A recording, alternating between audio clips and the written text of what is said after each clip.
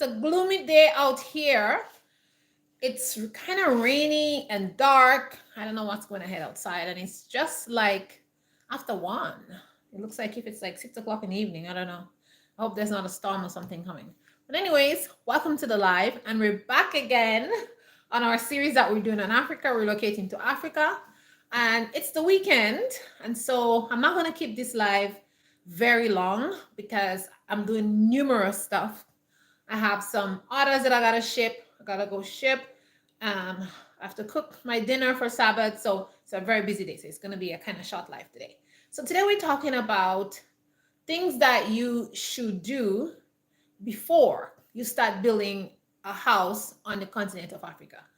I wanted to talk about that because I see so many people are complaining about they're not getting the house that they want, like the dream house, materials being wasted and stuff like that. So let me just chime in here and talk to you guys about things that we are doing to ensure that doesn't happen to us. All right. So there's a lot of things that newcomers to the African continent are not paying attention to. Like we in the West, we're so busy to leave and go and start our lives there. We forget a lot of things and we just neglect a lot of things, and then we end up in just problems. So that's a big problem on its own. So if you're going to go to the continent of Africa and you want to build a home, it's very important that you have some plan about the kind of house that you want, the kind of material that you want to use. So you want to have that written down, and when you get there, then you can execute that. Some things you can do from here. For example, you can get a house plan here. So at least where I am in Canada, it's easy for me to get a house plan. I can go to an architect and have him draw up plans for me, tell him exactly what I want, every single thing in the house that I want. So in our house, we want it to be similar to this house that we're in. So we're like the kitchen, the entire kitchen here. We have decided to use this kitchen format.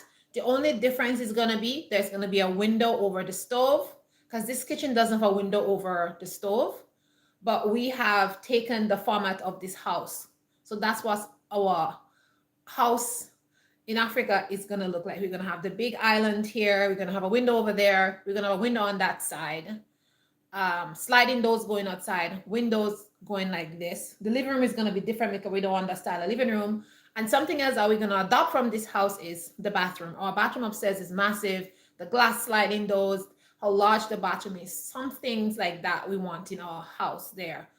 If in the front entrance, a foyer, we're gonna use, we're using the architectural style of the foyer that is here, and the glass entrance of this door, also with the closets being right in front there and the stairs to the left. So this is what's gonna be going in our house that we're gonna be building, right? So you're in the West, and these things are available to you here. If you don't have money and you can't pay an architect to make a plan for you, you can get a website. There's some websites where you can go and make house plans on it. It may not be very, very detailed, but at least it's you can sit there and actually put what you want, add what you want, and stuff like that. But with the architect, it's better because every single thing will be like lined out for you, every little detail. It's gonna be like a legal document. So if you take it with you to the continent, it's like when you go to the office there to give like the, because you have, when you're going to build a house on the continent of Africa, you need to have like a plan layout, and you have to be signed. So that's going to be a legal document that you have from here. So you won't have to worry about getting a new one there because you already have yours signed from an architect from here. Okay. So when you're going to decide on what kind of house you're going to build, decide on what kind of house you want. Do you want a 1-story? Do you want a 2 stories? In most of those places on the continent of Africa, it is not recommended to build like basements because for floods and different things. So people just be like a 1 to 3 story. They don't build basement. They have like 1, 2, 3 going up like that. So decide what you want to build, and then you can design around that. Have the person who's the architect who's making the plan for you design around that, so you're quite sure every single thing that you want inside of your house. Make sure it's there, so when you bring it to the builder who's going to build for you, he has the plan in front of him and he see exactly what you want, instead of telling somebody, oh, I want a 3 bedroom house, and kind of going, kind of, just kind of going winging it, you know. And I see a lot of people are complaining on the internet saying, oh, the house is not the way it is. They didn't put the window properly. They didn't do this. They didn't do that. They didn't do the other. But did you tell them? Like, were you there supervising how the window should be? I saw somebody did a beautiful house. I think this one was in like Zimbabwe, I think, and the windows were terrible. Like, they need to come back and do the windows. Even I saw another guy building a house in Ghana, and they didn't do his windows properly. They had to come back and do the windows over. So it's very important that you are there and you're supervising what is going ahead. You tell them exactly what you want. You want sliding windows with glass and the screen, and you want it to be proper. You don't want any like cement and stuff outside not looking good. You want it to be clean.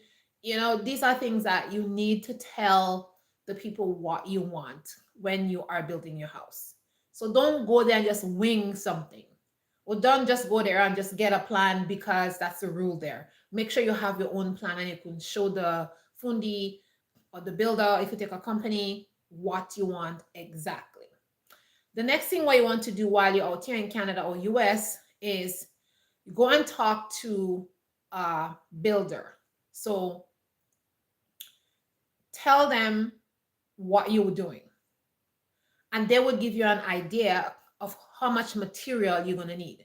So for example, if you so you go to your architect, he tell you, he drop the plans for you for your house. So you have your house and you take it to a builder and you show the builder, oh, this is the house that I'm going to build.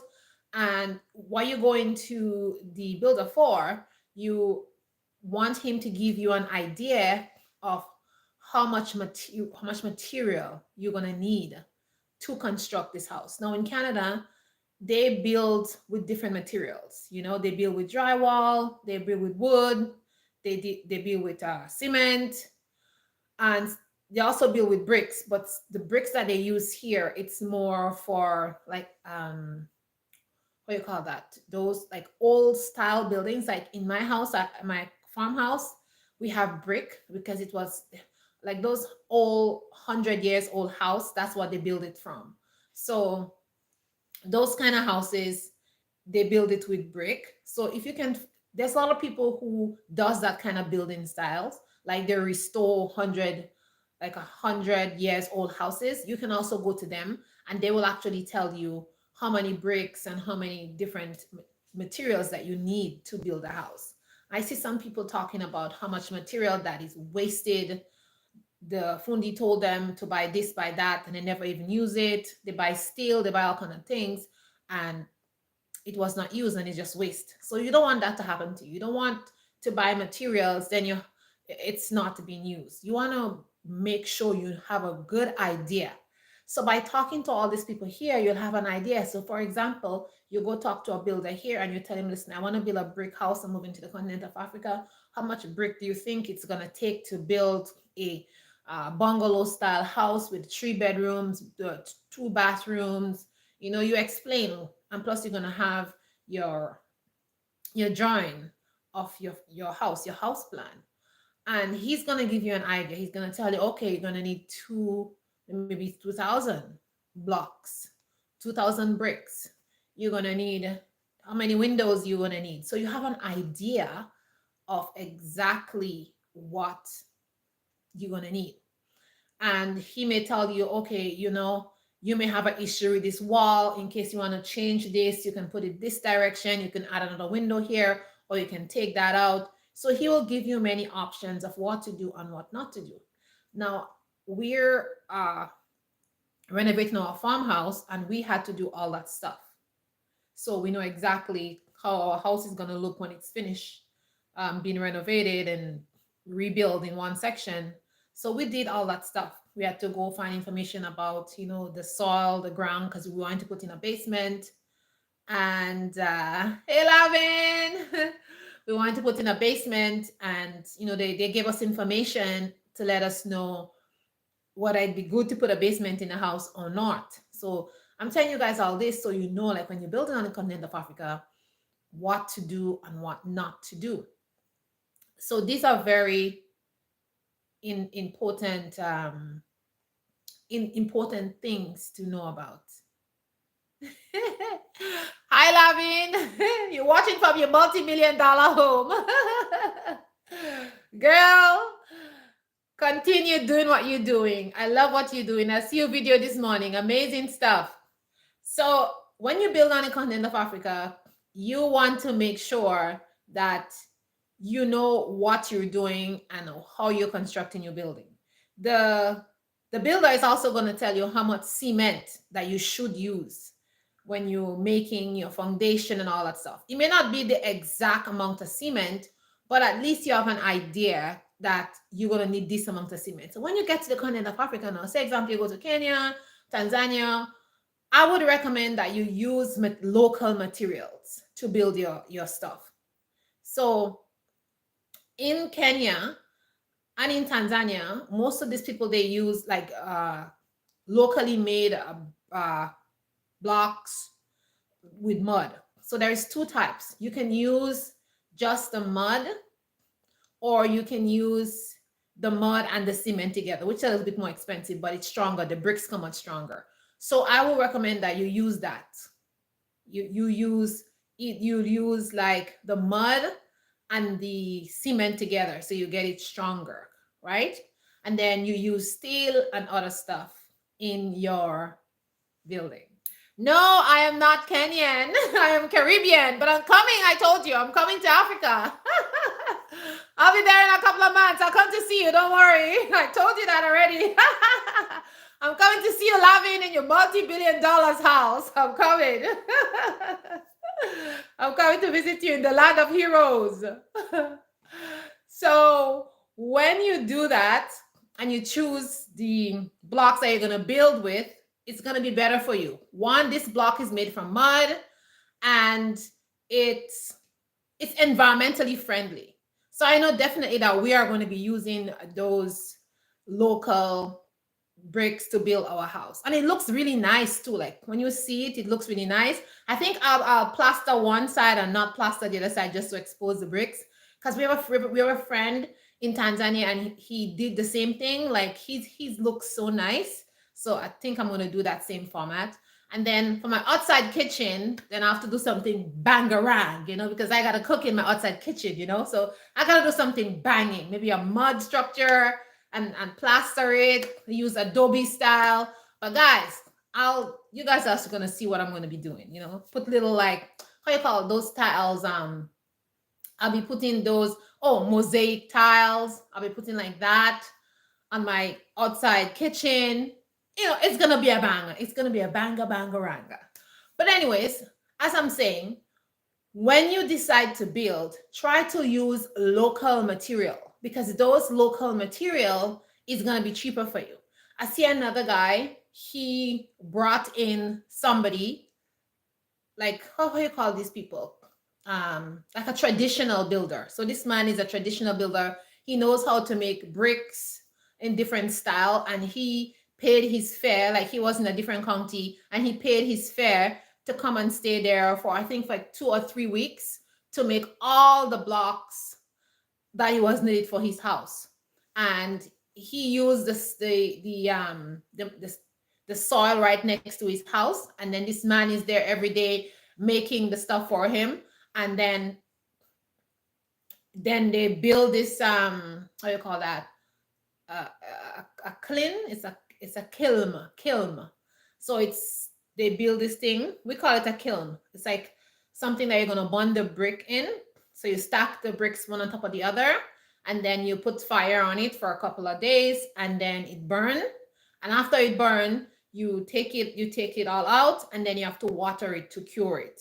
So yeah, so you can do it that way. I like that way. I think that's how we're gonna go. This is how we're gonna do it ours, because We like to be environmentally friendly. We want to make sure our house is gonna be cool when it's hot. And I think if you use those bricks, your house is gonna be nice and cool on the inside. So we're definitely gonna be using those bricks to build our home. And so that's what he used to build his house. And his house is very nice, very beautiful. There's a nice veranda in the front. He has 3 bedrooms, nice kitchen. And when you build with those bricks, you can bring in other materials on the inside. You can put those linoleum flooring if you want.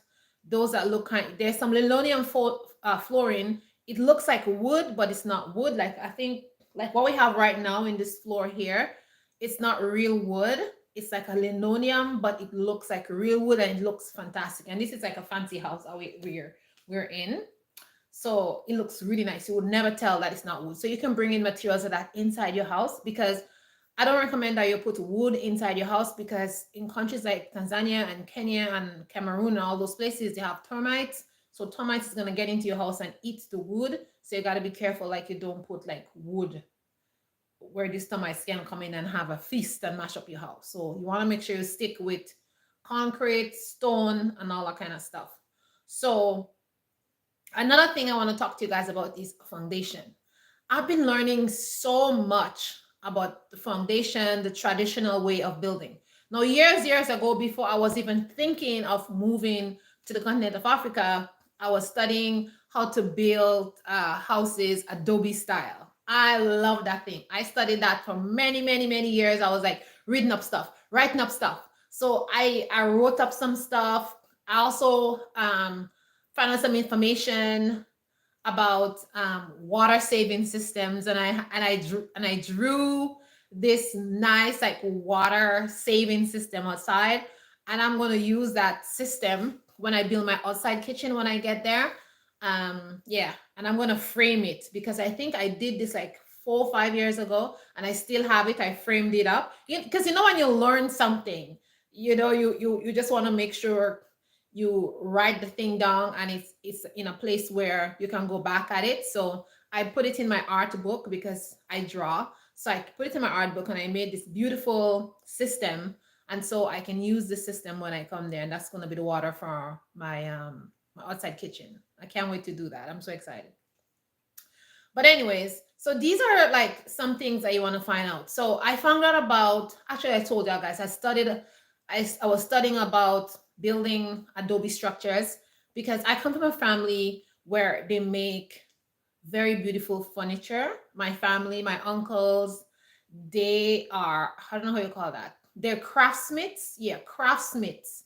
So they make all these beautiful furnitures and designs on wood and stuff like that. So I grew up with my uncles doing that. So I love woodworking. I just love woodworking. I hope one day I can have like a room, and I can have all my chainsaw, I can have all my sanders. I like all those tools. Like right now I have a lot of tools, and I have a shed, and I have a nice shelf, and I keep all my sanders and my tools and different things. I like to build stuff. I love to build stuff. I like to build things. So I have a lot of tools for that. So anyways, I was studying how to do this Adobe building and the mud, and how to make mud structures look really nice. And I found out about like the how to build like a foundation. So this is something that we're going to be implementing in our home when we start building it, using a natural traditional foundation for our home. We're going to be using some of that, because we're very environmentally friendly, and we want to use materials that are in the environment, that is free of cost, but is very it's very organic. It's very organic, and it's going to be better for your health. Now, cement is not that great for your health, but at least it doesn't like emit any like gases and stuff. The only environmental problem with cement is it's hard to get rid of if you don't want it anymore. So it like stays in the ground, and it doesn't like decompose. So if you're going to build with cement, then you can use it to make bricks, like I said. And if you're going to pave something, okay, that's going to be a walkway or something. So that's the only, like, it's not very environmentally friendly in the sense that it doesn't break down. But if you're using brick, and if you're using clay, and if you're using pigments from clay soils or from different color soils, you could these things are environmentally friendly. They will break down in time, so you don't really have to worry about that. So we are looking to build an environmentally friendly house, and that is very good for the environment. So when you trying to build your house, make sure that you know those information. So I said you're going to talk to the builder. He's going to give you all this information. He's going to tell you, okay, you need 3,000 blocks, 4,000 blocks. So when you go there, you have an idea. Even if the phone they tell you, oh, you're going to need 5,000 blocks, say no, we're going to start with 4. We'll see how it goes after. So you don't have to buy all this excess. Another thing is you need to know how much tiles you're going to put on your floor. I just see one YouTuber is very upset and said, like, we buy all these tiles and now we have all these extra tiles. What are we going to do with it? So that's a problem too, because if you buy all these tiles and you don't use it, then what you going to do with the rest of it? You don't build your house, where are you going to put it? So that's another thing. So get an idea of how much tiles you're going to need based on the square footage of each room that you are making. So for example, our bedroom upstairs is like a 20 by 18. You have all your measurements, and that's why I tell you guys to get the measurements, and you get your house plan. And in that house plan, it's going to show you the measurement of each room. For example, the kitchen is a 20 by 20. Each room is going to, like, say the master bedroom is going to be 20 by 20, or it's going to be 10 by 15. Like, these are regular sizes, like most of these bigger houses have. So then you can but the builder is going to be able to tell you how much tiles those rooms take. Like when we were putting hardwood floor in our basement in our other home, we went to the Home Depot, because they have people in the Home Depot, and you can go talk to somebody there. There's people at the desk there, specialists at the desk here in Home Depot, and you go to them and you say, okay, my basement is this measurement, and they will tell you exactly how much hardwood you need. And for our basement, we needed 4 boxes, and it worked perfectly. We just had like maybe four pieces of wood left. It was just very perfect. And I think we had like that left because, when you cut the corners, the sides and stuff like that, it comes extra because the basement is not, completely square. You have corners, you have doors and stuff like that. So I think we had like 4 pieces of wood left. So it was pretty good. So that's what you want to do. You want to know exactly the width and the length of each space, and then you'll be able to buy the right amount of tiles, so you wouldn't waste and buy extra tiles which you're not gonna be needed, and where you're gonna put it. That's really a waste, unless you're building, I don't know, some outside sink or something, and break those tiles up and use them as a mosaic design or something like that. But try not to waste money when it's not really necessary. The next thing you want to find out about is the roofing. You want to make sure that you know the roofing style that you want to put on your house. So there's 2 roofing styles that most people use in Africa, and that is like a sink roof. It's downwards like that, and then it's up. So the sides are up, and then the roof is inside, But these roofs are problematic because they tend to leak from the sides. These roofs are good because most people there have tanks and they're trying to collect water, so they put those roofs, right?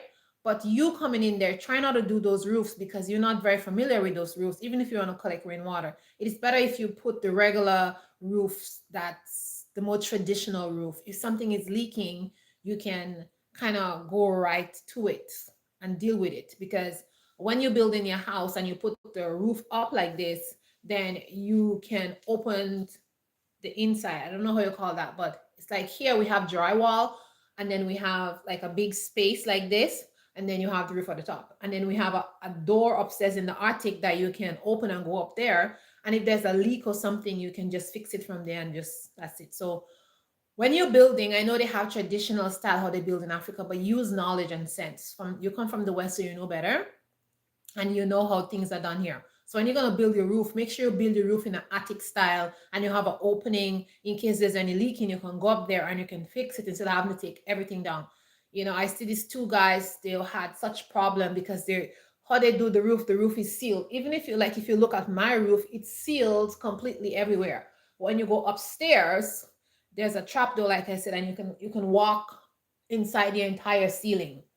And the purpose of that is for leaking. If anything start leaking, you see any water, you see any watermark or whatever, you can actually go up there and you can see what's happening because the roof is like this. This is right here, but there's a space like this much up there. You can't you can't stand up there, but you can kneel down up there. And that's the purpose of that. So I'm just telling you guys, like when you go there, remember like to take some of these modern styles with you so you won't have issues with leaking. And if your house is leaking, you will see exactly. Because remember, here in Canada, they do this roofing like this because in the wintertime heat rises. So then the heat is gonna go up there and it's gonna make like this barrier of heat and it's gonna come, it's gonna keep the house warm. So that's why they build this. But in on the continent of Africa, it's just warm, right? It's mostly warm. Or in the rainy season, it gets a little bit cooler. So if you build your house like this, like I said, you're going to be able to see if there's any problem in the roof. And also, you're going to also be able to get that your house is going to be cooler, basically, by having this little bit of space like that. It's going to keep your house cooler. So that's the reason that you should like build your house. So you guys, I'm giving you like gems upon gems upon gems for when you're building your house. All right. Another thing is when you're building is, especially when they're putting in windows and stuff like that, you want to make sure that you are there so your windows wouldn't be crooked. I saw another guy a couple of weeks ago. He had a window that was just like there's spaces, like the window closes, but on the side there was spaces. So you have to be there when people are putting windows. And before you take a company to put your window for you, make sure you research them. Make sure they give you references of who windows they put in, and maybe you can go there and see the types of job that they're doing. Another thing that I see you guys are doing is you're not putting windows that has mesh for bugs. Like, why you're not using a window that has mesh? Like, I don't get that. Why you're not using windows with mesh? So when you open the window, bugs are gonna come in, mosquitoes are gonna come in, everything is gonna come in. So try to invest in those kind of things, okay? If there's no mesh windows there, I know there's mesh windows there, okay? There's easy ways to make mesh. You can buy mesh and you can make your own mesh inserts in the windows. There are a lot of videos online that you can go research. And I'm saying that I'm making this video for inexperienced people because there's a lot of inexperienced people out there who just building stuff. They never own anything in their life. They never have a house or anything like that. They're renting all their life, and now they're on the continent of Africa, and they really want to have a home, and they're just kind of going in there blind, so they don't know what they're doing, and sometimes they lose money, or sometimes they're not happy with what they get. Okay, so when you have a plan, when you have something that you can show your fundi or your builder, then it's better for you because you can tell them exactly what you want, and they would not be like arguing with you and say, no, this is how we do stuff here, this is how we do stuff here. Listen, you want to build your dream home, make sure you have plans for your dream home, and it is good drawn out plan so people can actually see and understand what you want, and they'll be able to execute the plan that you want because it's right in front of them. Okay. Another thing is when you're buying materials, don't buy all your materials at once. Let them work with the material that you have. And then after, as you see, oh, we're going to need 10 more bags of cement, or we're going to need some more bricks, then you do that. Because if you buy materials, like I said, and then you can use it, it's just a waste of money, and you can't take it back. So just remember that. And another thing I want to tell you guys is when you are building, make sure you vet the people. Make sure that the people who are building your house is experienced people. I just saw a young lady had to take down her entire building because the guy lied to her. He has never built anything in his life. He had only worked with people, so he didn't know what he was doing. So now she had to take everything down. Don't let that happen to you, okay? Don't let that happen to you. Understand me? Anybody who you're going to take to work with you, make sure you do a thorough research on them and make sure whatever they tell you, it is true. So you're gonna take somebody to work with you. Oh, I build this person house. I build that person house. Have references. Then go talk to the people or go see the houses that they build. Talk to the owner of the house and say, oh, this person built the house. So how was he? Was he a punctual person? Was he late? Another thing people are complaining about these workers, they're not punctual. They're not on time, and that's something you have to drive. You have to drive that and be serious about it. If you're gonna pay people to work, you tell them you want them to come to work at 8 o'clock in the morning and finish at 4 in the afternoon. They need to be there at 8 o'clock in the morning, not at 9 or 10 o'clock. So that is something like you really have to be drawn in on. And maybe you're not gonna be there at 8 o'clock in the morning, but you should have like a project manager for your building who is going to make sure everybody is there on time, and a reliable person who's going to talk to you and say, listen, these people here, they're always late. Because when you're building something, you want the building process to go as planned, and you don't want to waste money and time. Because if you decide to build something for 3 months and people are coming late constantly, then it's going to go to 4 months and then you have to pay more money. Make sure whatever time frame that you say you want the thing to be built, make sure you stick to the time frame and people come to work on time, and make sure they build as you ask. And if they're sick or something like that, something different. People get sick, yes, but also have backup people. That's another thing. Have some other people that you know for backup. You may not have these people coming to work every single day, but just to keep them, you may ask them to come in a couple of days, maybe to help make blocks or to make cement or sand or something. You're giving them an incentive. So if somebody is sick, you can always call them and say, hey man, can you come in, and this person is sick today. So when you're building, you want to be smart. You want to have a team to build your house, but you want to also have people on the side who you can call up and ask to come and do manual work for you. And okay, once or twice a week, you bring them in to do stuff for you. So anything happen, you can always call on them and you can always count on them. So that is really important. Another thing, when you build on the continent of Africa, you want to negotiate whether they're gonna work and you're gonna give them food, or no food and you pay them. So that's a negotiating thing that you want to negotiate when you're building. These are some things that I know some of you from the West, you may not know, but usually most people, this is what they do. All right. And something I want to say is, when people are working for you, like, be kind, be nice. You want them to do the job for you, but you don't want to treat them badly. You don't want to be yelling at people. I see one person from the West building a house, and he's consistently yelling at his workers. These are men with families and children and wives. And not because you come from the West, you want to come and like yell at people because they're working on your site. And I see in some places people are saying like the workers are not reliable, but if you treat your workers like that, who's gonna want to work for you? So when you're building your home, make sure you be respectable to people. You're in Canada here, you're in the US. Don't treat other people the way that they treat you here. If you are treated like that, don't do it. Do unto others as you would like them to do unto you. So you remember that. Yeah, you come from the West, you have some money, you're building something, but that doesn't give you the right to treat people badly, yelling at them and saying, no, you guys are lazy. I want my work to be done. And you understand? Treat people nicely. And if somebody's working for you, have water, have stuff for your workers. We work here, we have staff rooms in places. Those guys here who are building outside, you see they have the coolers, they have different things they come to work with. And they're stopping, they have 15 minutes break, they have the lunch, we have different things here, the same things that you have here. When you go over there, please implement it there. Don't bring that bad system with you when you go over there. When the people come to work from 8 o'clock in the morning, you have 15 minutes break at 10:15 to 10:30. Then you have lunch. Then in the evening time again, you have another 15 minutes break. So make sure when you're building your house, you implement those things with your workers. Or don't be there yelling at your workers and want them to work without taking a break, and you're on them. Remember where you were. Remember where you come from. Remember this place here. People some employers here, they're not nice. So do not do the same thing to other people out there.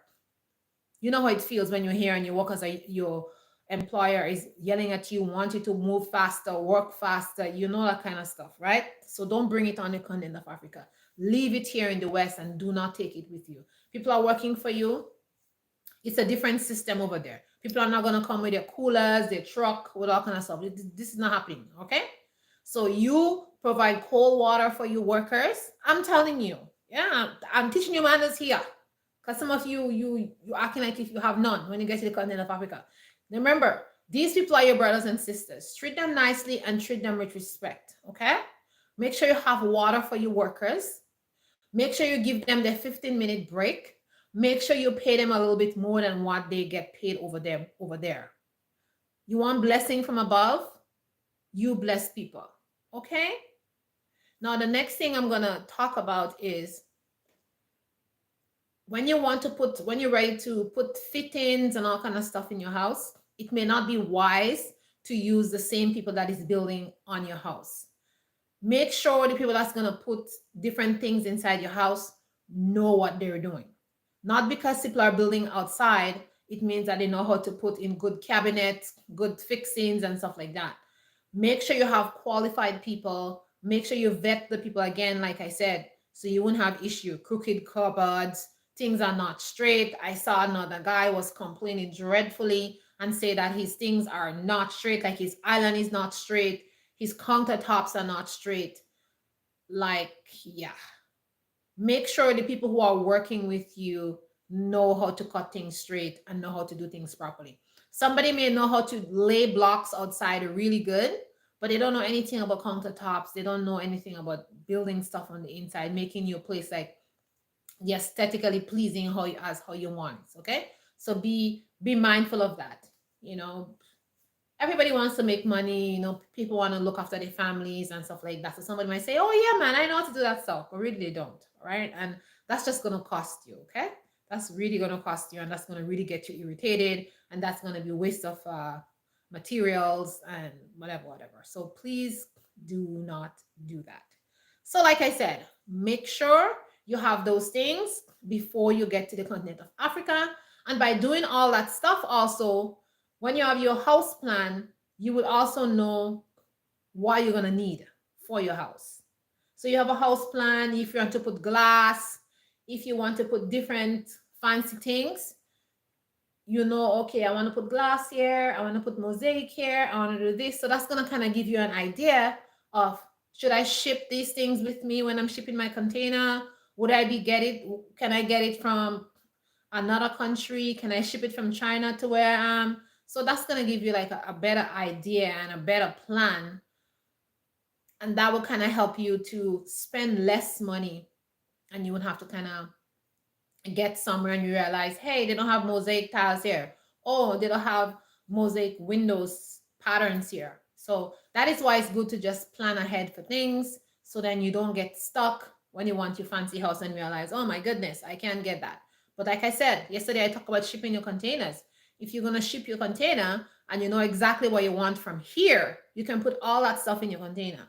Like when we were building our house back home in Caribbean, we brought couches, and we bought louvers, and we bought all like glass, and we shipped a lot of things from Canada back to Grenada, and that went into our house because we had a plan of what we wanted. We wanted a veranda in the front with the stairs, 2 bedrooms. We wanted like an open kitchen. We had the kitchen on that side and the living room on this side. We know exactly what we wanted.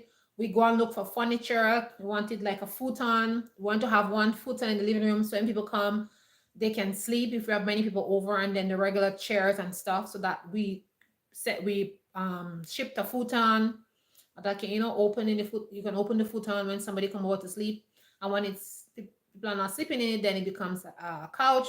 So these are things that we did when we were building a house in the Caribbean, and that worked well for us because we already had a plan. We bought our nails here, we bought all kind of stuff here, and we bought the knobs for the cupboards, all that kind of stuff. We bought it from here and we ship it there because, like I said, we had a plan and we know exactly what we was going to build, and everything like that. So when we get there, we still needed to buy certain stuff, because when we got there, we we also bought we we we changed the style of the glass that was going to go into the kitchen. So instead of putting like just the big glass, like the window pane glass, we decided to put those like louvers, we call them louvers, so different pieces of glass for the window, and that turned out really, really nice. And so we bought the frames back there, so it was easy to do that. And yeah, so our place was really beautiful and nice because we planned ahead, like I said, and so it was just easy to navigate the things that we need. And we also got all our measurements from here. Like I said, we went to Home Depot, and I mean, we're not building like a huge house. It was just like a 2 bedroom, living room and kitchen with a nice front balcony, and we had like a basement in the bottom. But the basement wasn't really used for anything except like drying clothes in the summertime and stuff like that, just storage and stuff like that. We didn't really need the basement for anything. So, and the basement was constructed with cement, and then the house was on top. So we had like a wooden house at the top. We don't have problems with termites, so we're not worried about termites. So we use wood at the top and then cement at the bottom. So yeah, so that's how it was. And the intention for the bottom was to put a shop, like to build a shop in the bottom or make some kind of business in the bottom, but that never happened. We didn't do that. But anyways, the point about it is we had a plan, we know what we was doing. So when we got there, it was very easy to implement it. So that's what I'm telling you guys here. Make a plan and make sure that it's very easy to implement. Now, there are some things that you may need to take from here. Like I see some people talking about sealants, um, how do you call that? Those things I use in the bathroom to prevent like water from seeping through. Like there's some mold paint and all that kind of stuff. These Some of those things are very hard to find over there. So if you already know that you're gonna have like 3 bathrooms in your house or 4 bathrooms, maybe when you're shipping things, you can ship those things over there. So once you start to construct your bathroom, they can use that in your bathroom to prevent mold and mildew and stuff like that. And then the sealant that goes like around the tub and stuff like that, you can bring that and you can show them how to use it, and different things that that is very modern here, you can bring it. And those things are not very heavy. Like one, I mean, we have like 3 of them here right now. We use it around the bathroom edges and around the sink edges, and you can bring 5, 10, 15. Maybe you can share with a local or somebody who's building something and show them how that thing is used. But the point about it is you need to bring certain things that they don't have over there when you're building your house. You can also ship the handles for your cupboards if you want some fancy ones. Here they have some real nice fancy ones, and they're really inexpensive. Really inexpensive. When we were putting in our house, I got like a whole packet. I think it was like 20 or 30. I think I got 30, like under $10. It was like very inexpensive for those door handles. And then even the small knobs, they're even cheaper. So it depends on what kind of handles you're gonna put on your doors. Like you can buy them here and you can ship them. So that is what I'm telling you guys. Even if you're traveling and you're just bringing 2 or 3, even if you're traveling and you're bringing 4 suitcases, you can take certain things with you that's gonna fit in a suitcase, which is gonna be like so excellent for you. When you go over there, you'll be like, oh my gosh, looking all over the place for that thing, and you can't find it, and you can bring it in your suitcase. Honestly, I am telling you, right? So, like those sealants, you can bring that. The paint for outside, like the outside of your house, like the mold paint, you can bring that. What else you can bring? You can bring different, like the handles, like I told you, like certain different things, like there's some things for the roof, like you can paint your say for the roof that they use over there, most of them they use galvanized roof. So you can buy a couple of you can ship a couple of those paint, like this paint you can coat your roof with it, so it makes the roof stay longer. And when I say stay longer, it prevents it from rusting. Like you can buy rust proof paint, and you can buy sealant. So you can buy paint sealant and bring with you. You can ship that with you. So guys, when you're building in Africa, just think wisely when you're going to move, when you're going to build your house, think wisely from here and make a list of the things that you think you're going to need there, and just bring it with you. Like I told you guys yesterday, like I have a list, and this list is just ongoing. Every day my husband says, "Oh, what's about that? Do you think you're gonna need that?" Because he's been there and he see what they have and what they don't have, so he knows. Also, sometimes my son said, "Oh, they don't have that, ma," because when I was there, they didn't have it. Okay, so I just write it down. I'm like, okay, we will take that with us. And we are Canadians, right? So we'll be going back and forth, traveling back and forth. So if while we're building, if we see there's something that we need, we can always, when we come back on holidays or something like that, we can bring it back with us. So you all who, you're American or you're Canadian, I don't know if you're planning to come back and take vacations. If you're not planning to come back to visit family or take any vacation, then take everything with you at once. But us, we're planning to come back and visit and, have holidays and vacations and stuff like that. We're not planning to just like, stay there permanently and not travel back and forth. We'll be doing some traveling back and forth. So if there's anything that we need. And also something else that we took from here when we was building our house, we took I don't know how you call it, the plugs, those plug thingies that covers the, how you call that, the the cap that covers the plug in the wall. We took all of that with us. Our house had all of that with us. These ones are pretty cheap actually. Here, I think they're $1.50. They're like $1.50 per one. Those plugs, they have like one, two, those things on the wall thingy there, you're plugging your thing in. So we bought all ours from here. We bought them from Home Depot, and I think we bought 24 of them. We bought 24 of them, and so we can have them in different parts of the house. So we bought that from here, and they put it in. And we also bought all our electrical wires from here, from Canada. We bought all our electric wires. And yeah, and if you want to do solar for your house, you can buy a couple of batteries here and you can ship it. You can buy your solar panels from here. Canadian Tire, they have solar panels always on sale, like $199. You can get them $180, $149. Sometimes they even go down to $89 or $99. So if you're planning to put solar, that's something I want to tell you guys about. So if you're planning to do some kind of solar, like you can buy like 3 or 4 batteries here. You can get batteries here pretty cheap, like $99 for a battery, $80. You can buy some cheap battery here. Just make sure you buy the same brand of battery. And then you can ship it on your in your container. And then you can buy 3 or 4 solar panels. That's just to hold you over until you get your whole system in place.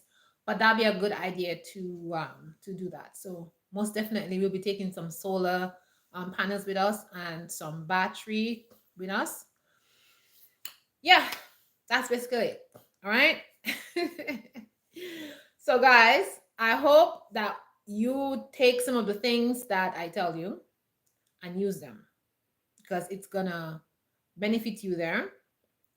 If you want to go another direction and you really want that dream house, you can also go and talk to like an urban planner. We have all these urban planners here in Canada. They plan how the city should look like, where you should put trees, how the designs for houses, what kind of tiles you could put on the outside and stuff like that. So if you really want a really fancy place on the continent of Africa, go see an urban planner in America or in Canada. Pay them the money. Maybe you have to pay them $100, $200. I don't know, $150, $80. I don't know how much they charge, but you can do that. We have a friend in Montreal who's an urban planner, and if we want to ever use her, I guess we can use her and ask her to design something for us, like for our house, like when we build our house, what the outside of the house is going to look like and what the tiles on the outside look like. So if we want to have something really fancy, we can talk to her. We also have a friend who is she's an urban planner, but she only designed like the buildings. She doesn't design those stuff like the trees and the sidewalk and stuff like that. We have spoken to her already, so we may let her design certain things for us. So yeah, all that kind of stuff. Like this information is available, and I don't hear many people talking about that information. So I hope you guys pass this video on to other people and let them know that they can actually do all that stuff from here. And then when they get there, it's just so much easier to start and to do what they want to do basically. And any design that you want to put in your home, you can design it from here, and then you can get the materials when you get there. Or like I said, you can ship it. Or something else that you can do is you can also find out about how to ship things from China or getting things from Dubai. Now, if you have that kind of money and you're able to go to Dubai, you can get things from Dubai and bring into the country that you're in. That's another option. So you can go the China way or the Dubai way. Because many people on the continent of Africa go to Dubai and buy things and bring it back. So you can also do that thing. Another thing that you can also find out is you can contact some of the manufacturers that is in that location where you are, and you can make a deal with them. And you can they can when they're shipping, like when they ordering their stuff, they can order stuff for you also, and then you guys can make an agreement there. See, I'm telling you all my gems. Okay, let me stop telling you gems right now. I'm telling you all my secrets. Okay, you see, I did all that research, and now I'm telling you guys because I am going to go there and I'm going to open a business. So I have to do my research. I have to do all that stuff because I gotta know what I'm doing. So anyways, I have to get people's number and call them up and ask information and all that kind of stuff. Anyways, so you can do that also. Like I said, you can make a deal with, like, say, a company who does tiles and stuff like this. You can go to them and say, listen, I want this amount of tiles in my house. I plan to build 3 guest house on my land, and I plan to do certain stuff. And you guys can do a deal together, and yeah, you'll get it cheaper that way. So people are open to all those kind of things, and you can do that with them. All right. So that information, you got it from me. Okay, you got it from me. All right. And if you go in a partnership with any of those people there who are doing stuff, it will be a plus for you. So you can do that. I'm giving you some of my gems. All right. Gems, gems, gems. I'm dropping. Thank you very much for those gems. So guys, I'm gonna get going. I have a lot of things to do. And thank you guys for watching. Thank you guys for coming to the live. Thank you for the comments. Thank you for everything. Those of you who are keeping the Sabbath, happy Sabbath. Shalom. Most High in Christ bless. I hope you get good rest. I hope you start cooking your food and put it away already. Because I know in some places like Kenya and Tanzania, you guys are like 7 hours ahead. So you're heading, you're almost there. It's like what, 2 o'clock? 3, 4, 5, 6, 7, 8, 9. Oh, it's already Sabbath there. Jeez, what am I thinking? So happy Sabbath to all my African friends. Happy Sabbath, loving. Happy Sabbath. Happy Sabbath, you guys. So I'll see you guys in the next live, and be blessed and have an awesome weekend.